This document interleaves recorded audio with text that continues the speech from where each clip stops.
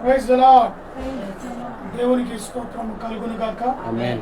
మరొక సాయంకాల వేళలో ప్రత్యేకమైన కుడికను ఏర్పాటు చేసుకొని దేవుని సన్నిధిలో మరి ఆయన చేసిన మేలులకై కొన్ని నిమిషాలు ఆయన సన్నిధిలో కనబడి ఆయనను స్తుతించడానికి మాతో పాటు కుటుంబ సభ్యులు కలిసి ఈ యొక్క లైవ్ ద్వారా ప్రత్యేకంగా సుషమ సాత్విక గత 9 సంవత్సరాలు పూర్తి చేసుకొని మరి 10వ సంవత్సరంలోనికి అడుగు పెడుతుంది. మరి ఆయన యొక్క జన్మదినము జ్ఞాపకం చేసుకొని ఈ రీతిగా కుటుంబ సభ్యులతో కలిసి చిన్న ప్రేయర్ మీటింగ్గా పెట్టుకొని ఈ యొక్క కూడికను ఆరంభిస్తున్నాం. దయచేసి ప్రార్థన చేసుకుందాం. తలలో ఉంచుకొని మహాపరిశుద్ధుడమైన ప్రేమ కలిగిన తండ్రి, దయ కలిగిన మా ప్రభువా, మీకు వందనాలు, కృతజ్ఞతాస్తుతులు చెల్లిస్తున్నాం.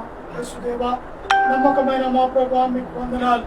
ప్రత్యేకంగా ఈ యొక్క ఆగస్టు 5న నైనా మరి సుసన్న సాత్వికను మీరు ప్రేమించి గత 9 సంవత్సరాలుగా బిడ్డను కాచి కాపాడి మీ రెక్కల కింద భద్రపరిచి మరి నూతన సంవత్సరంలో దయా కిరీటాన్ని మీరు ధరింపు చేసినందుకు స్తోత్రాలు అయా. అటు మరి నాయన మా తాతయ్య మరి నాయన మాతో కూడా మా సభ్యులతో కూడా కలిసి ఈ యొక్క నాయన జన్మదినాన్ని మేము జరిపించుకుని ఉంటుండగా నీ కృప క్షేమంలో మా ఇంట వచ్చిన దాక అయా ఆది నుంచి అంతవరకు మాలో ఏకాగ్రతను దయచేయండి. కొన్ని నిమిషంలో నీ సన్నిధిలో ఉంటున్న మాకు వినగల చెవులు, గ్రహించగల మనస్సు, స్తుతించగల పెదవులు దయచేయగలరని ప్రార్థిస్తున్నాను. ప్రభువా, మాట్లాడేది నేను కాదు, నాలో నీ ఆత్మ నుంచి మాట్లాడుటకు సహాయాన్ని దయచేయగలరు. యేసు నామములో అడిగి వేడుకుంటున్నాను తండ్రి, ఆమేన్. దయచేసి మా మధ్యలో ఉన్న రీమా మరి ఒక పాటను పాడుతుండగా వచ్చిన వాళ్ళందరూ కూడా ఆమెతో కూడా కలిసి ఆ పాటను అందించారు.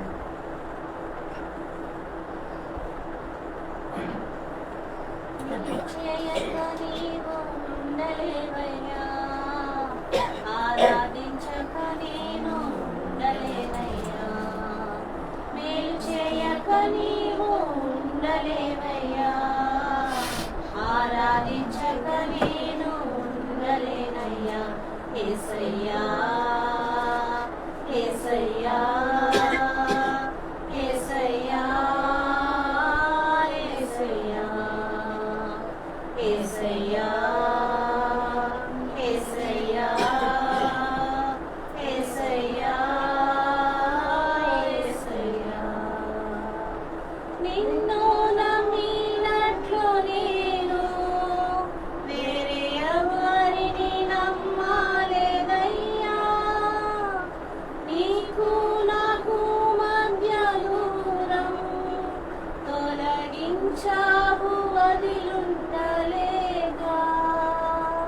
నిన్ను నమ్మినట్లు నేను వేరే ఎవరిని నమ్మలేదయ్యా.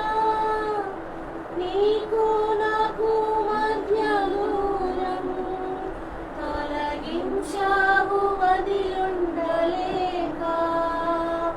నా ఆనందం కోరేవాడా, నా ఆశలు తీర్చేవాడా. నా ఆనందం కోరేవాడా, నా ఆశలు తీర్చేవాడా. క్రియలున్న ప్రేమానిధి, నిజమైన ధన్యత నాది. యేసయ్యా యేసయ్యా యేసయ్యా యేసయ్యా. మేలు చేయక నీవు ఉండలేవయ్యా, ఆరాధించక నేను ఉండలేనయ్యా. ఆరాధించే వేళలందు నీదు హస్తములు తాకాయి నన్ను. పశ్చాత్తాపము కలిగే నాలో నేను పాపినని గ్రహించగానే ఆరాధించే వేళలందు నీదు హస్తములు తాకాయి నన్ను. పశ్చాత్తాపము కలిగే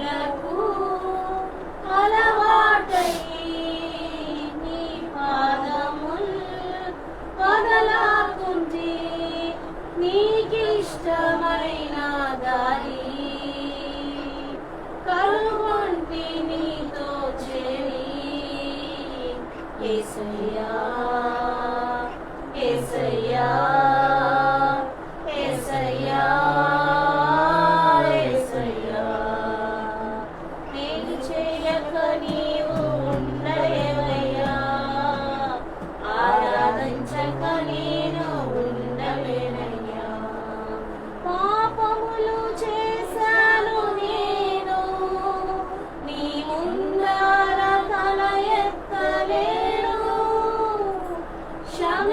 క్షమించగలిగే నీ మనసు ఓదార్చింది నా ఆరాధనలో పాపములు చేశాను నేను నీ ముందర తల ఎత్తలేను క్షమించగలిగే నీ మనసు ఓదార్చింది నా ఆరాధనలో నా హృదయము నీతో అంది నీకు వేరే మనలేనని నా హృదయము నీతో అంది నీకు వేరే మనలేనని అతిశయించేదా నిత్యము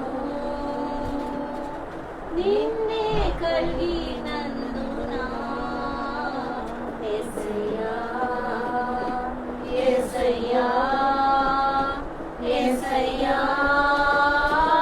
యేసయ్యా మేలు చేయక నీవు ఉండలేవయ్యా ఆరాధించక నేను ఉండలేనయ్యా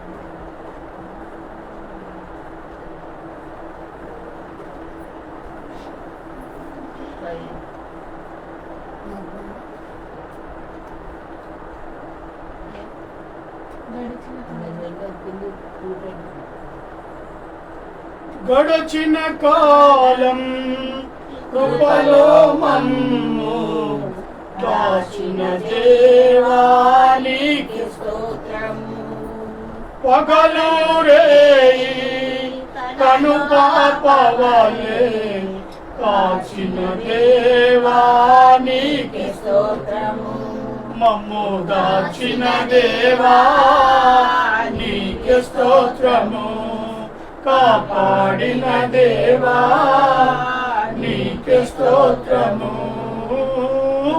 గడచిన కాలం కృపలో మమ్ము దాచిన దేవా నీకే స్తోత్రము పగలు రేయి కను పాపవలే కాచిన దేవా నీకే స్తోత్రము మమ్ము దాచిన దేవా నీకే స్తోత్రము కాపాడిన దేవా నీకే స్తోత్రము మమ్ము కాచిన దేవా నీకే స్తోత్రము కాపాడిన దేవా నీకే స్తోత్రము కలత చెందిన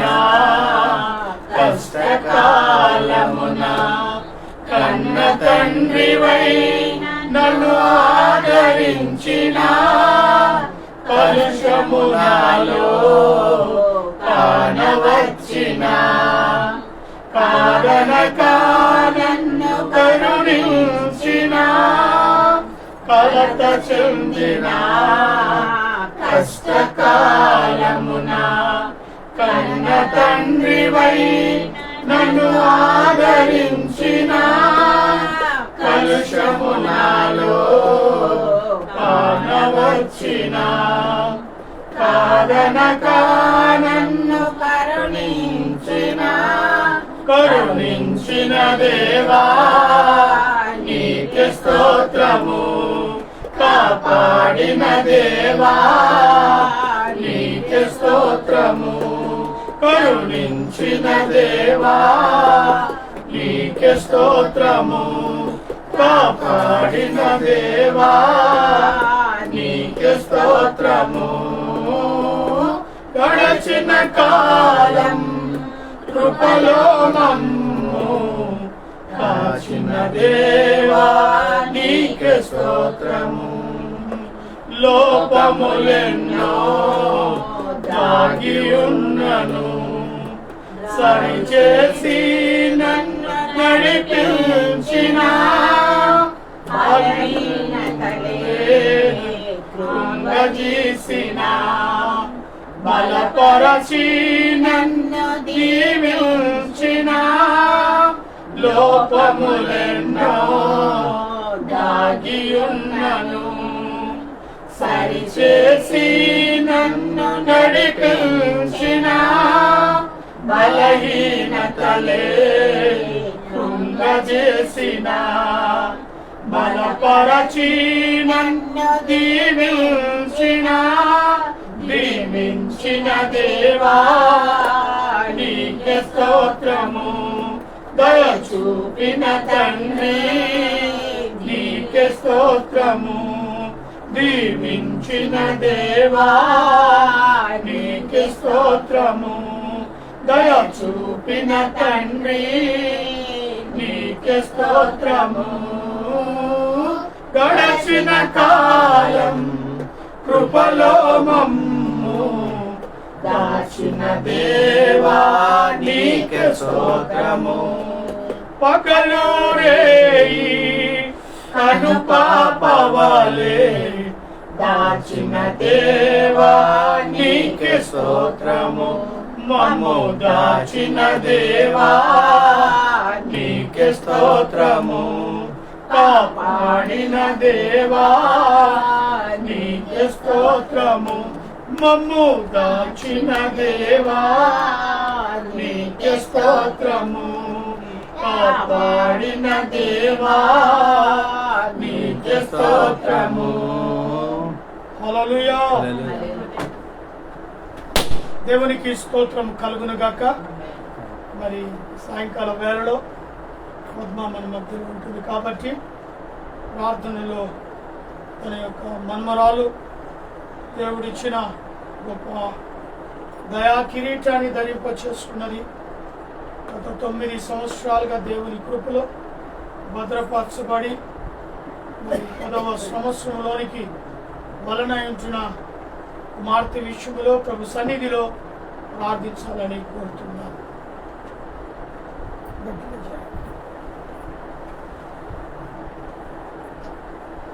స్తోత్రం స్తోత్రం స్తోత్రం ప్రియ పరలోకం తండ్రి హల్లెలూయా.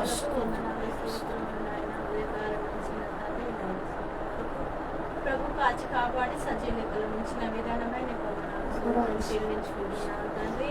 అయ్యా ఎవరైతే 2 ముగ్గురు ఉంటారో వాళ్ళ మధ్యలో నేను నన్ను సెలవిస్తున్నావు తండ్రి. మా మధ్యలో మీరు ఉంటారని నమ్ముచున్నాను తండ్రి. ప్రార్థిస్తున్నాం దేవా నీకు వందనాలు స్తోత్రములు. నాయన సుసను తప్పిపోయిన తండ్రి నాయన మరి గత 9 సంవత్సరాలు ఇచ్చిన తండ్రి నాయన మరి ప్రభు నాయన మరి కాపాడుతున్నందుకు నీకు లెక్కలేని వందనాలు స్తోత్రములు నా తండ్రి. నాయన మరి ప్రభు నాయన మరి నా తండ్రి మా బిడ్డని రెక్కల చాటున భద్రపరచుకొని నా తండ్రి వేసినందున జ్ఞానమందును శక్తి బలం దయచేయండి దేవానికి స్తోత్రాలు వందనాలు నాయన. నా తండ్రి కుమార్తెని అసలు అప్పగించుకుంటున్నాను తండ్రి. మరి మీళ్ళ సమయంలో కూడా నా తండ్రి మీరు కాపాడమని ప్రార్థిస్తున్నాను దేవానికి వందనాలు స్తోత్రములు నా తండ్రి నాయన. మరి నా తండ్రి 10 సంవత్సరం అడుగు పెడుతుండగా నా తండ్రి మీ కృప చాటున భద్రపరచుకోండి తండ్రి. మీ రెక్కల చాటున తండ్రి మేము మర్చినా నువ్వు మరమని ఎడవాయండి దేవుడు తండ్రి నీకు వందనాలు స్తోత్రములు. బిడ్డని కాపాడమని ప్రార్థిస్తున్నాను నా తండ్రి. మాకు ఇచ్చిన సంతోషాన్ని బట్టి నీకు లెక్కలేని వందనాలు స్తోత్రములు చెల్లించుకుంటున్నాను తండ్రి. నాయనానికి స్తోత్రములు నాయన. కుమార్తె విషయంలో నా తండ్రి నాయన బిడ్డకు నా తండ్రి శక్తి బలం దయచేయమని మన తండ్రి బిడ్డ నా తండ్రి పిండంగా ఉన్నప్పుడే మీరు ఏర్పరచుకున్నారు దేవానికి స్తోత్రములు వందనాలు. ఆ బిడ్డ నా తండ్రి నీ కొరకై వాడుకోమని ప్రార్థిస్తున్నాను దేవానికి స్తోత్రములు. నీ కూడా భద్రపరచుకోమని నా తండ్రి ఇచ్చిన తండ్రి నాయన మరి సైమాన్ని బట్టి నీకు లేకుండా వందనములు స్తోత్రం చెల్లించుకుంటూ మా గురించి ఏం మాట్లాడినో తండ్రి నాయన బిడ్డ చేయను పట్టుకుంటున్నా తండ్రి. ఈయన చెవులు గ్రహింప మనసు దయచేయమని మరి వినడమే కాకుండా తండ్రి మరి ఆ వాక్యం ప్రకారం మేము జీవించుటకు సహాయం చేయమని ఇక్కడ ఉన్న బిడ్డలందరినీ సంఘంలో జ్ఞాపకం చేసుకోమని నా తండ్రి. మరొకసారి నా తండ్రి ఇచ్చిన సైమాను బట్టి నీకు లెక్కలేని వందనములు స్తోత్రం చెల్లించుకుంటూ చిన్న ప్రార్థన యేసు నామమున ప్రార్థించి వేడుకుంటున్నాం తండ్రి. ఆమేన్. మధ్యలో మోనికా గ్రేస్ మన యొక్క కుమార్తె విషయంలో కొన్ని నిమిషాలు మనకి సాక్ష్యం చెప్పిన ఉంటుండగా సాక్ష్యాన్ని ఆలకిద్దాం.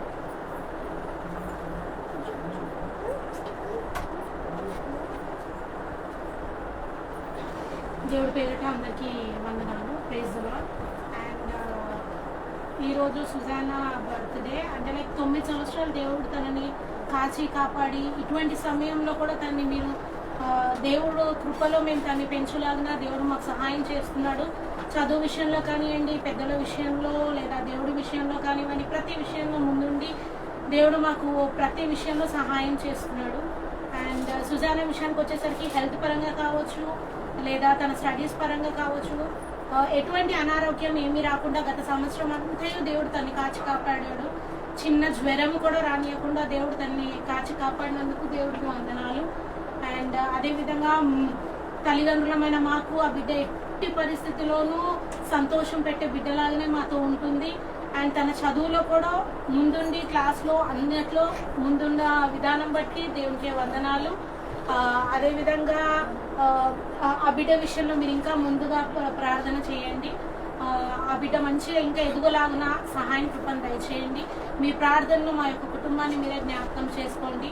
ఎటువంటిది ఏది ఆటంకం లేకుండా బిడ్డ ముందుండి ప్రతి విషయంలో సేవ పరంగా కావచ్చు, చదువు పరంగా కావచ్చు, ఎటువంటి విషయంలో అయినా తను ముందుండి నీకు మహిమ కలిగే బిడ్డలాగా జీవించడానికి అలాంటి జ్ఞానాన్ని తల్లిదండ్రులమైన మాకు మీరే నేర్పిస్తారని లేదా మీరే బోధిస్తారని మీరే ఆ బిడ్డని మీ చేతులకి మేము అప్పగిస్తున్నాము.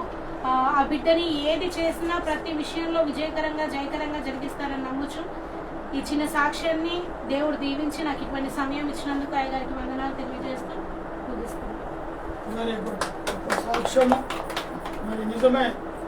ఏది ఏమైనప్పటికీ కూడా దేవుని పరిచర్యలో కుమార్తె ఎదగాలి. ఆ యొక్క గొప్ప అనుభవము చిన్ననాటి నుంచి మరి ఆత్మీయంగా కుమార్తె ఎదగటం ద్వారా ఎంతగానో నాకు కూడా సంతోషం కలుగుతూ ఉంది. మరి కీర్తనకారుడు 65వ కీర్తన 11వ వచనంలో అంటుంది కదా, సంవత్సరములన్నీ నీ దయా కిరీటములు ధరింపచేసి ఉన్నావు. మరి సంవత్సరములు తాను పుట్టిన స్థితిని జ్ఞాపకం చేసుకుంటే పరిస్థితి ప్రభావము డాక్టర్స్ అయితే చేతులు ఎత్తేసారు పుట్టినప్పుడు. కానీ అదే డాక్టరు తనను చూసి ఆశ్చర్యపోతూ ఉంటాడు. ఇప్పుడు ఏదైనా అవసరం వచ్చి హాస్పిటల్కి వెళ్ళినప్పుడు ఆమె పుట్టినప్పుడు ఏ డాక్టర్ అయితే ఆమెను చూశాడో ఇప్పటి వరకు కూడా అదే డాక్టరు ఆమెను చూస్తూ ఉంటాడు.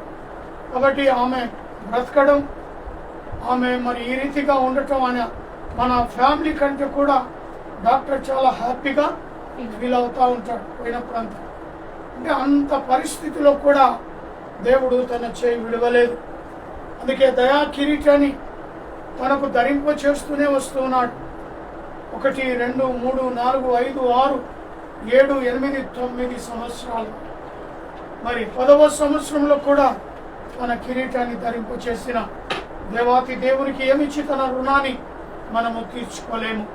అందుకే మరి సామెతల గ్రంథం 3వ అధ్యాయం 1వ వచనంలో ఏమంటున్నాడంటే, నా కుమారుడా నా ఉపదేశమును మరవకము, నా ఆజ్ఞలను హృదయపూర్వకముగా గైకొనుము.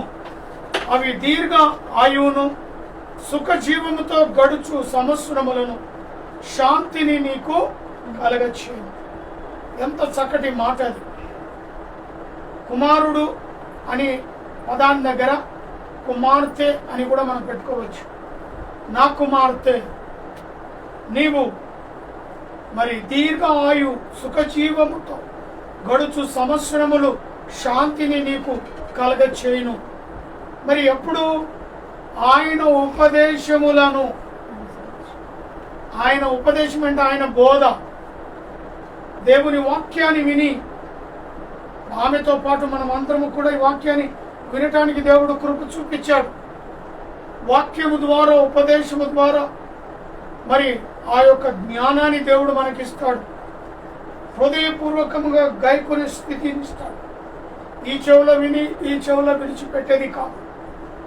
హృదయంలో అంగీకరించాలి, గైకొనాలి. వాక్యానుసారమైన జీవితం జీవించడానికి ఇష్టపడితే ఆయన దీర్ఘ ఆయువును సుఖజీవముతో గడుచు సంవత్సరములు అనగా 70 లేక 80 సంవత్సరాలు ఆయన మానవునికి ఇచ్చిన ఆయుష్కాలం. అధిక బలం ఉంటే 80 సంవత్సరాలు. ఇంకా ఆ రోజుల్లో ఉండే వ్యక్తులు తప్ప నేటి వ్యక్తులు ఉండటానికి వీల్లేదు. 90 సంవత్సరాలు, 95 సంవత్సరాలు. నా తండ్రి గారిని చూస్తే మరి ఆయనకు తెలుసో తెలియదు డేట్ ఆఫ్ బర్త్, మేము అనుకుంటాం 100 ఇయర్స్ అని, కానీ ఆయన మాత్రం 95 అంటాడు. మా ఫ్రెండ్స్ అందరూ అంటారు అంతేముండడు ఇంకెక్కువ అంటాడు అని అంటూ ఉంటారు. ఏదేమైనా అంత ఏజ్ వరకు బ్రతకాలి అంటే దేవుని యందు క్రమశిక్షణతో, దేవుని యందు అడుగుజాడల్లో దేవుడు బోధించిన ఆ బోధను గైకొన్నాడు. కాబట్టి ఆయన 95 సంవత్సరాలు అంటే అధిక బలము కంటే కూడా ఇంకా మించిన బలము ఆయన పొందుకొని ఈ లోకంలో జీవించాడు. అదేవిధంగా తల్లిగారు కూడా 85 సంవత్సరాలు, తాను కూడా 5 సంవత్సరాలు ఇంకా ఎక్స్ట్రానే దేవుడిచ్చిన ఆయుష్ కాలం కంటే కూడా ఎక్కువ. ఎందుకు వారు ఈ విధంగా జీవించారు అంటే దానికి జవాబు ఏమిటో తెలుసా? ఆయన ఉపదేశములను మరవకము, ఆయన ఆజ్ఞలను హృదయపూర్వకముగా వారు గైకొన్నారు, స్వీకరించారు, అది మాకు నేర్పారు, కుటుంబాన్ని పోషించారు ఆ విధంగా. కాబట్టి అటు ఆశ లేదా అట్లా అలాంటి ఆయుష్ కాలాన్ని వారు ఫుల్ఫిల్ చేసుకున్నారు. అంతేకాకుండా దేవుడు వారికి దీర్ఘ ఆయునిచ్చాడు, సుఖజీవంతో గడిపే సంవత్సరాలు ఇచ్చాడు. అటు మనమళ్ళతో మునిమన్మళ్ళతో కూడా గడుపుకునే సంవత్సరాలను వారికి ఇచ్చాడు. ఆ రీతిగా ఆయన ఉపదేశాన్ని మనం గైకుంటే ఆ శాంతిని మనకు కలగ చేస్తాడు.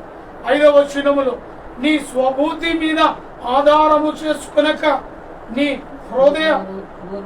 పూర్ణ హృదయముతో యెహోవా యందు నమ్మిక ఉంచాలి. చాలా మంది ఏం చేస్తారు, సొంత బుద్ధితో ఆలోచన చేసి సొంత ప్రయత్నాలు చేస్తూ ఉంటారు.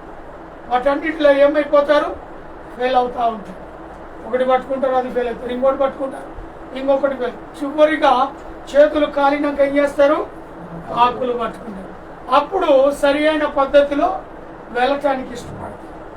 అందుకే స్వబుద్ధి మీద ఎప్పుడూ ఆధారపడవద్దు, దేవుని మీద ఆధారపడాలి. అది మన పిల్లలకు నేర్పాలి, దేవుని మీద ఆధారపడి ముందుకు వెళ్ళటానికి. మరి అంతేకాకుండా మరొక మాటను నేను చెప్పి ముగిస్తాను. మరి 2వ తిమోతిలకు రాస్తున్న పత్రిక 2వ అధ్యాయంలో కొన్ని వచనాలు మొదటి నుంచి. నా కుమారుడా, క్రీస్తు యేసునందున్న కృపచేత బలవంతుడవు కమ్ము. నా కుమార్తె, క్రీస్తు యేసునందున్న కృపచేత బలవంతుడవు కమ్ము. అనగా క్రీస్తు యేసు కృపచేత, ఆయన దయా దాక్షణ రెక్కల కింద కృప కలిగిన బిడ్డలుగా ఉండాలి. నీవు అనేక సాక్షుల ఎదుట నా వలన వినిన సంగతులను ఇతరులకు బోధించుటకును,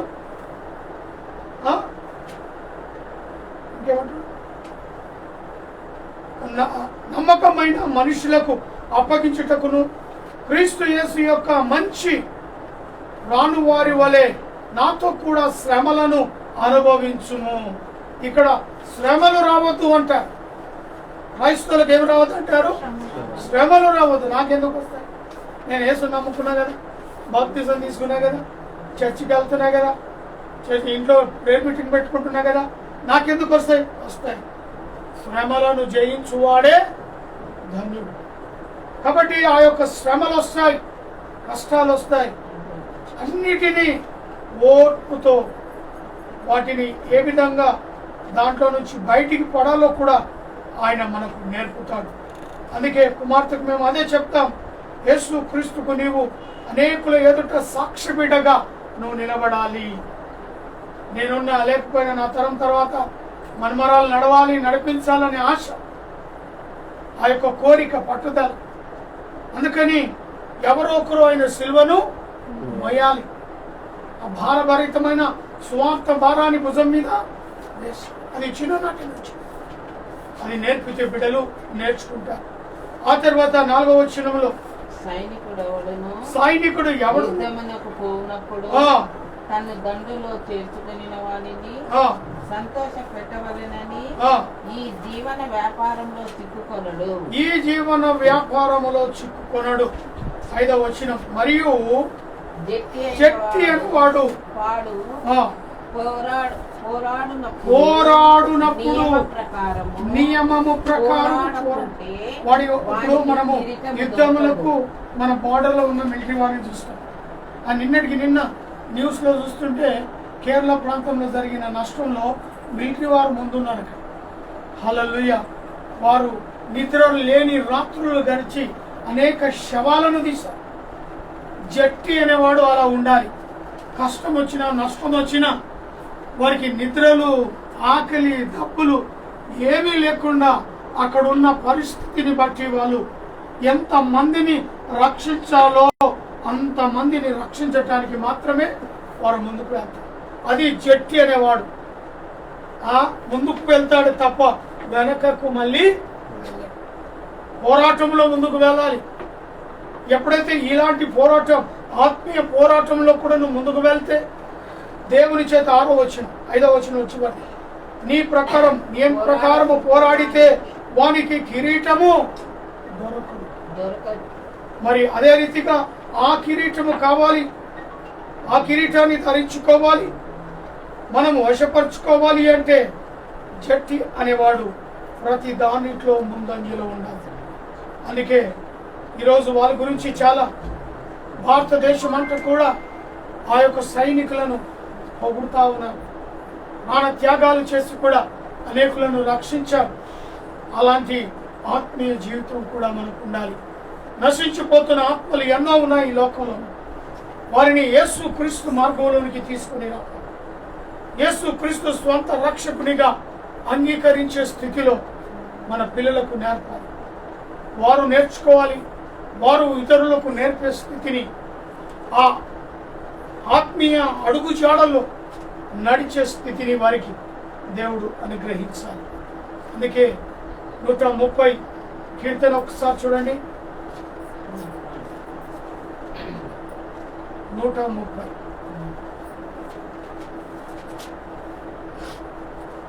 మొదటి 2 వచనాలు.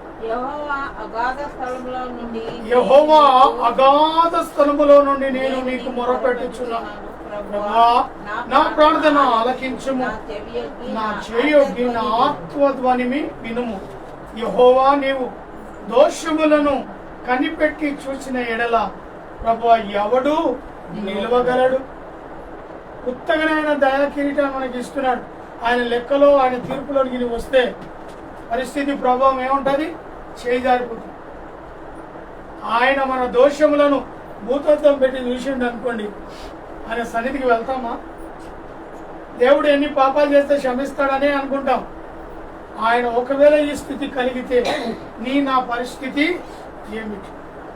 అందుకే సాధ్యమైనంత మటుకు లోకంలో జీవిస్తున్న మనము ప్రేమ 2 10 ఆజ్ఞల్లో 2 దేవుడు మనకి ఇచ్చాడు. నిన్ను వలె నీ పొరుగు వారిని, నీ దేవుడైన యెహోవాను. కాబట్టి ఈ 2 చేసుకుంటే చాలు, మనము దేవుని ద్వారా ఆశీర్వదించబడతాం. ఎందుకంటాడు 3వ వచనములో, యెహోవా నీవు దోషములను కనిపెట్టి చూచిన ఎడల ప్రభువా ఎవడు నిలవగలడు?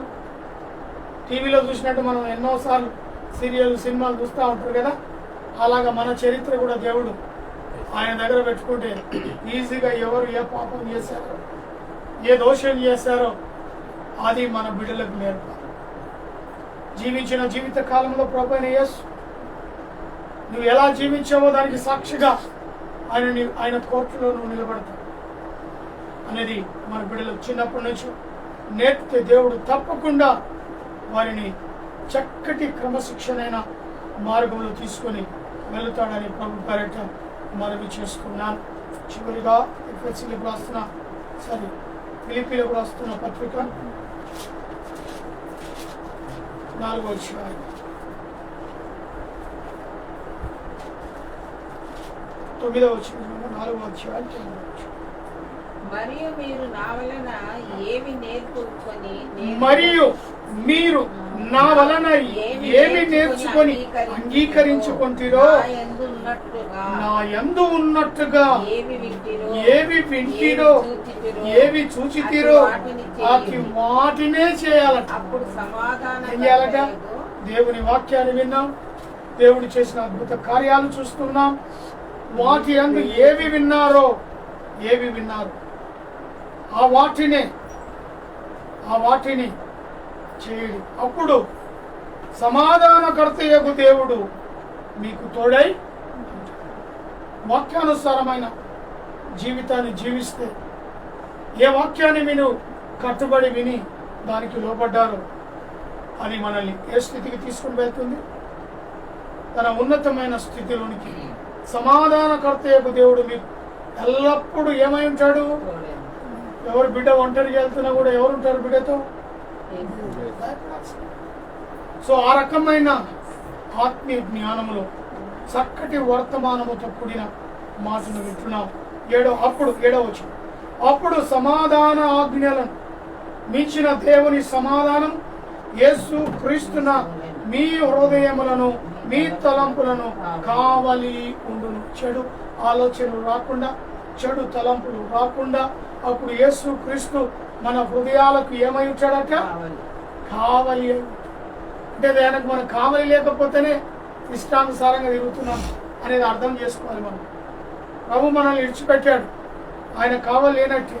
భయము భక్తి మనలో లేకపోతే మనల్ని విడిచిపెట్టేస్తాడు.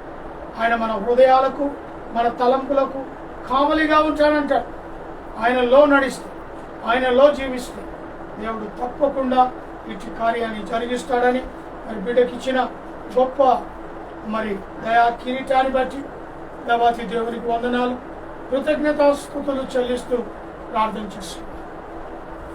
మహాపరిశుద్ధుడైన ప్రేమ కలిగిన తండ్రి, దయ కలిగిన మా ప్రభువా, మీకు వందనాలు, కృతజ్ఞతాస్తుతులు చెల్లిస్తున్నాం. ఇదిగో మా దేవా, గొప్ప సమయాన్ని మాకు ఇచ్చావు. సుసన్న సాత్విక జన్మదినం గురించి గొప్ప సందేశాన్ని మాకు వినడానికి మీరు ఇచ్చిన ధన్యతకై స్తోత్రాలు. కుమార్తెను మీరు దీవించండి. జ్ఞానమందు, వయస్సునందు, ఆరోగ్యమందును, మనుషుల దయందును, నీ దయందును కుమార్తె ఎదిగి పెద్దదై రాబోయే రోజుల్లో గొప్ప పరిచర్య చేసే బిడ్డను చిన్ననాటి నుంచే మీరు అభిషేకించమని నీ సన్నిధిలో ప్రార్థిస్తున్నా. అయా, గత 9 సంవత్సరాలు బిడ్డను కంటికి రెప్పగా కాచావు. 10వ సంవత్సరంలో కూడా తనను మెండారుగా దీవించండి. చక్కటి జ్ఞానము ద్వారా చక్కటి తల్లిదండ్రులను సంతోషపెట్టే బిడ్డగా, అదే రీతిగా తాతయ్యలను నాయనమ్మను అమ్మమ్మను కూడా సంతోషపెట్టే బిడ్డలుగా ఆ బిడ్డను మీరు దీవించి ఆశీర్వదించి ప్రత్యేకంగా సుసేన యొక్క జన్మదినాన్ని జ్ఞాపకం చేసుకుని కూడి వచ్చిన కుటుంబ సభ్యులను పేరు పేరును దీవించి ఆశీర్వదించి తల్లిదండ్రులను దీవించి నేడెక్కల కింద భద్రపరచమని ఈ రాత్రికాల ఆశీర్వాదాలు దీవెనలు మెండుగా అనుగ్రహించు. యేసు నామములో అడిగి వేడుకుంటున్నాను తండ్రి. పరలోకమందున మా తండ్రి, నీ నామం పరిశుద్ధపరచబడును గాక, నీ రాజ్యం మాకొచ్చును గాక, నీ చిత్తం పరలోకమందు ఎలాగో అలాగే భూమి యందు నెరవేరును గాక. మాకు కావలసిన ఆహారము దయచేయండి, మా రుణం క్షమించండి, మమ్మను శోధనలో తప్పించు. ఎందుకనగా రాజ్యము బలము మహిమ నిరంతరము నీవై ఉన్నావు తండ్రి. మన తండ్రి అయిన దేవుని ప్రేమ, కుమారుడైన యేసు క్రీస్తు కృప, పరిశుద్ధాత్మిక అన్యోన్య సహవాసమైన కూడిన మనకును ప్రత్యేకంగా సుసన్న సాత్విక జన్మదినాన్ని జరుపుకుంటున్న బిడ్డలు, వారి యొక్క తల్లిదండ్రులకు ఇప్పుడు నువ్వు ఎల్లప్పుడు సదాకాలము తోడై నీడై ఉండును గాక. ఆమేన్. Praise the lord. హల్లెలూయా. दोनों लाइव ఉంచాలా కొంచెం కేకిస్తారా?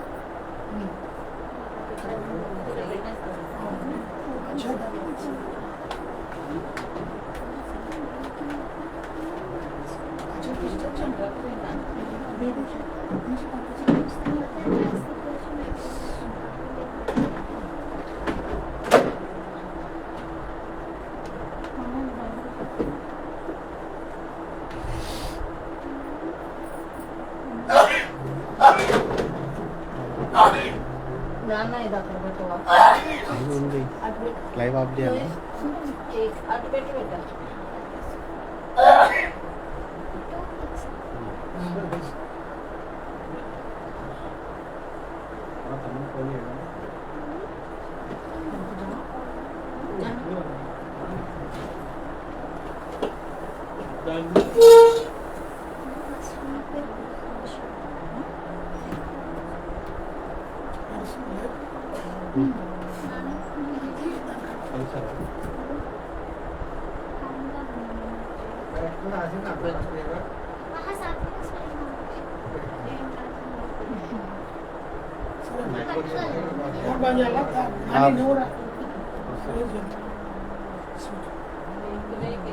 నిన్న కూడా షూట్ చేసా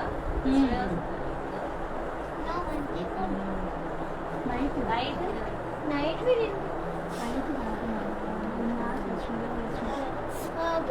లైఫ్ కంటిన్యూ అవుతుందా?